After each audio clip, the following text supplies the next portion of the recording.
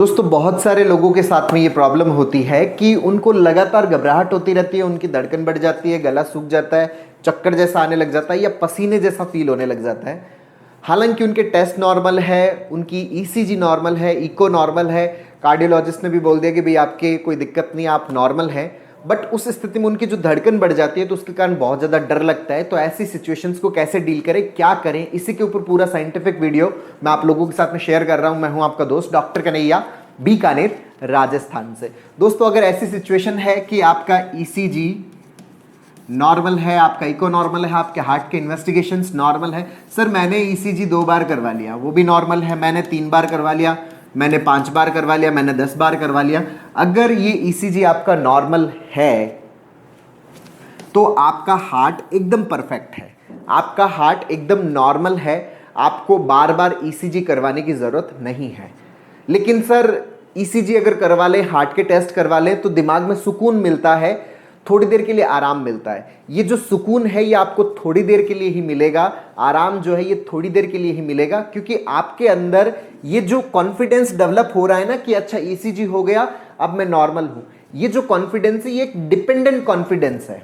Dependent confidence का मतलब क्या है? ये आपका इंटरनल कॉन्फिडेंस नहीं है, अच्छा जांच नॉर्मल आ गई इसलिए ठीक है। हमें यहां पर जो कॉन्फिडेंस चाहिए ना वो चाहिए हमारा इंटरनल कॉन्फिडेंस चाहिए, जो सेल्फ रेफरेंशियल जो सिस्टम है उसकी हमें जरूरत है, जो हमें इंटरनली बोलता है कि भाई एकदम ठीक है, एकदम बढ़िया है। और वो तभी हमारा बिल्डअप हो पाएगा जब हम ये बार बार जो जांच कराने का जो प्रोसेस है इस प्रोसेस को छोड़ेंगे। अगर हम बार बार जांच करवाते रहेंगे, इन्वेस्टिगेशंस करवाते रहेंगे तो हमारे अंदर ये थॉट मजबूत हो ही नहीं पाएगा। हमेशा हमारे अंदर रहेगा शायद वो जो जांच है वो थोड़ी सी गड़बड़ आई है, शायद ईसीजी सही तरीके से नहीं की है, उसकी लीड्स गड़बड़ हो गई है, शायद रिपोर्टिंग गड़बड़ आई है, शायद इस लैब के अंदर गड़बड़ हुआ है, मैं किसी और लैब के अंदर करवा लेता हूं, शायद इससे कोई और बड़ी जांच करवा लेता हूं, इसके बाद में इको करवा लिया, शायद इको में भी गड़बड़ नहीं आई है, कोई और दूसरी जांच करवा लेता हूं, कोई और गहरी बड़ी जांच करवा लो जिससे मुझे पता चल जाए। ये इनसिक्योरिटीज के अकॉर्डिंग हम कंटिन्यूसली क्या करते रहेंगे, चलते चले जाएंगे, हमारा कॉन्फिडेंस बिल्डअप नहीं होगा। कॉन्फिडेंस बिल्डअप क्यों नहीं होगा? क्योंकि हमारा जो कॉन्फिडेंस यहां पे क्या आ रहा है, डिपेंडेंट कॉन्फिडेंस डेवलप हो रहा है, जो जांच के ऊपर डिपेंडेंट है। वो थोड़ी देर के लिए रहता है, फिर से मन में आता है कि कुछ और करवा लूं, क्योंकि जांचें तो बहुत सारी है कि शायद इसमें नहीं आया तो उसमें आ जाएगा, उसमें नहीं आया तो उसमें आ जाएगा। तो अगर आप कंटिन्यूसली जांच करवाते चले जाओगे तो इससे आपका डर ही बढ़ेगा, इससे आपका कॉन्फिडेंस नहीं बढ़ेगा, इससे हमारे मन में ये थॉट मजबूत नहीं होगा कि मैं एकदम फिट हूं, मैं एकदम फाइन हूं, मुझे कोई दिक्कत नहीं है। अगर हम ये चाहते हैं कि हम हमारे अंदर ये कॉन्फिडेंस मजबूत करें कि मैं एकदम फिट हूं, कोई दिक्कत नहीं है, एकदम बढ़िया है, तो सबसे पहले तो ये चीज बहुत अच्छे से समझ लीजिए कि आपका ईसीजी नॉर्मल है। अब आपको बार बार ईसीजी करवाने की जरूरत नहीं है, आपको बार बार अपने हार्ट के इन्वेस्टिगेशंस करवाने की जरूरत नहीं है। आपने करवा लिया, अब साल भर की छुट्टी, आपको किसी भी प्रकार का कोई टेस्ट नहीं करवाना। जितना टेस्ट करवाओगे उतना कॉन्फिडेंस डाउन होगा, तो ये नहीं करवाना। इस चीज को बहुत अच्छे से समझ लें, इस चीज को बहुत अच्छे से याद कर लें, अपनी डायरी के अंदर इस सूत्र को लिख लीजिए कि हमें किसी भी प्रकार का अब कोई टेस्ट नहीं करवाना। ये पॉइंट बहुत अच्छे से याद रखिए। दूसरा सबसे इंपॉर्टेंट कि जब भी दिमाग में आता है कि मेरी ये धड़कन बढ़ गई है, या जब भी ऐसा फील होता है कि धड़कन बढ़ गई है, तो ये जो धड़कन बढ़ना है ये एक सामान्य सी प्रक्रिया है। जब भी हम एंजाइटी में होते हैं, जब भी हम स्ट्रेस में होते हैं, जब भी हम डर में होते हैं, जब भी हम घबराए हुए होते हैं, तो उस दरमियान हमारी जो बॉडी है वो फाइट एंड फ्लाइट रेस्पॉन्स पे जाती है, इमरजेंसी रेस्पॉन्स होता है। और इस इमरजेंसी रेस्पॉन्स के अंदर हमारी बॉडी के जो वाइटल ऑर्गन्स है, जिसमें हार्ट भी आता है, ये तेज पंप करने लगता है, जिसको साइनस टैकिकार्डिया बोलते हैं, जो कि एक नॉर्मल स्टेट है।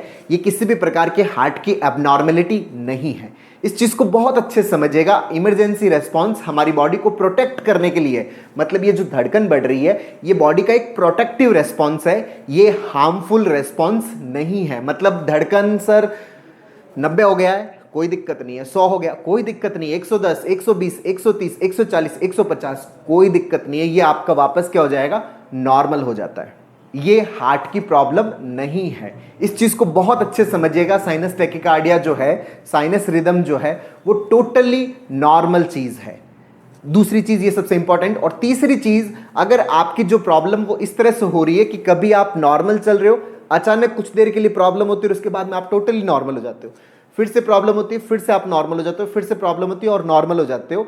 मतलब आप नॉर्मल और प्रॉब्लम इस तरह से चल रहे हो, तो ये स्ट्रेस के कारण होता है। जैसे ही हम किसी की स्ट्रेस की बात सुन लेते हैं, कोई नेगेटिव बात सुन लेते हैं, किसी के हार्ट अटैक के बारे में सुन लेते हैं, किसी की बीमारी के बारे में सुन लेते हैं, हमें डर लगने लगता है, हमें घबराहट होती है, हमारी धड़कन, फिर हम ये समझने लग जाते हैं कि हमें हो जाएगा। नहीं, ये टोटली इलनेस फोबिया का पार्ट है। इसको कार्डियोफोबिया बोलते हैं कि किसी के बारे में सुन लिया तो हमें भी क्या होने लग गई, घबराहट होने लग गई, हमें भी बेचैनी होने लग गई। ये एंजाइटी वाला है, ये हार्ट से रिलेटेड नहीं है। चौथी चीज से कई बार चेस्ट में भारीपन होने लग जाता है, चेस्ट में कई बार पेन सा फील होने लग जाता है। ये चेस्ट में पेन, ये भारीपन क्यों होता है?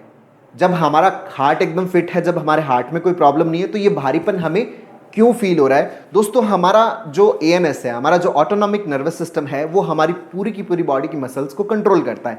जब भी उसमें एबनॉर्मल स्टिमुलेशन होता है, मसल्स कॉन्ट्रैक्शन होता है, हमारी चेस्ट की मसल्स का भी कॉन्ट्रैक्शन होता है। और जब कॉन्ट्रैक्शन होता है तो चेस्ट के अंदर हैवीनेस होती है, भारीपन सा फील होता है। और यही जो भारीपन है, चूंकि स्ट्रेस के अंदर जो पेन थ्रेशोल्ड है वो कम हो जाती है, सिंपल सा प्रेशर भी पेन प्रोड्यूस कर देता है। तो जो चेस्ट की मसल्स का जो खिंचाव है, ये हार्ट की मसल्स का नहीं, चेस्ट की मसल्स का खिंचाव है, ये कई बार क्या प्रोड्यूस कर देता है, पेन प्रोड्यूस कर देता है, जिसको हम गलत तरीके से आइडेंटिफाई कर लेते हैं कि अच्छा पेन हो रहा है, ये तो हार्ट का पेन हो गया, जबकि ये हार्ट का पेन नहीं है, ये आपकी चेस्ट मसल्स का पेन है। इस चीज को बहुत अच्छे से समझिएगा। पांचवी चीज, अपने आप को कंटिन्यूअसली एफर्मेशन देना कि मैं एकदम फिट हूं, मैं फाइन हूं, मेरे सारे टेस्ट नॉर्मल है, मेरी सारी जांचें नॉर्मल है। ये एफर्मेशन हम कंटिन्यूअसली अपने आप को देवें और टेस्ट वाले चक्कर से कंटिन्यूअसली हम अपने आप को फ्री करें। बिल्कुल भी किसी भी प्रकार का कोई टेस्ट ना करवाएं। धड़कन बढ़ रही है, बढ़ने दीजिए। ये जो 5 पॉइंट है, ये 5 पॉइंट आप अपने दिमाग में रखिए। आपका ये जो कार्डियोफोबिया है, ये कार्डियोफोबिया पूरी तरह से नॉर्मल हो जाएगा। अच्छा, इससे सर कोई और गंभीर स्थिति तो नहीं हो जाएगी? इससे कोई गंभीर स्थिति नहीं होने वाली, सिवाय घबराहट होने के, सिवाय डर लगने के, और कुछ नहीं होने वाला। सर कभी कभी मन में आता है कि कोई हार्ट की प्रॉब्लम होके हम खत्म तो नहीं हो जाएंगे? नहीं, नहीं होने वाली, ये नॉर्मल है, कुछ नहीं है। वैसे ही हम इतने ज्यादा प्रोटेक्टिव मेजर्स यूज कर रहे हैं, कोई दिक्कत नहीं होने वाली। इस चीज को बहुत अच्छे से अपने दिमाग के अंदर रखिए कि ये किसी गंभीर स्थिति में कन्वर्ट नहीं होने वाला, ये सिर्फ एंजाइटी का पार्ट है। तो जब भी आपको घबराहट होती है, जब भी आपको बेचैनी होती है, जब भी इस तरह से गला सूखता है, जब भी आपके मन में आता है कि नहीं मैं एक बार और जांच करवा लेता हूं, रोकना है अपने आप को। जितना आप रोकोगे, क्योंकि रुकता वही है ना जो ठीक होता है, जो नॉर्मल होता है, तो जितना आप रोकोगे, जितना कम इन्वेस्टिगेशंस की तरफ भागोगे, उतना ही आपके मन के अंदर ये कॉन्फिडेंस मजबूत होगा कि सब कुछ ठीक है, मैं ठीक हूं, मैं नॉर्मल हूं। ये कॉन्फिडेंस आपका बहुत ही जबरदस्त तरीके से मजबूत होगा। और जहां जहां आपको डर लगता है, जहां जहां घबराहट होती है कि वहां जाने से मुझे हार्ट अटैक आ सकता है, वहां जाने से ये हो सकता है, उन सब जगहों पर एक्सपोजर भी बढ़ाइए अपना।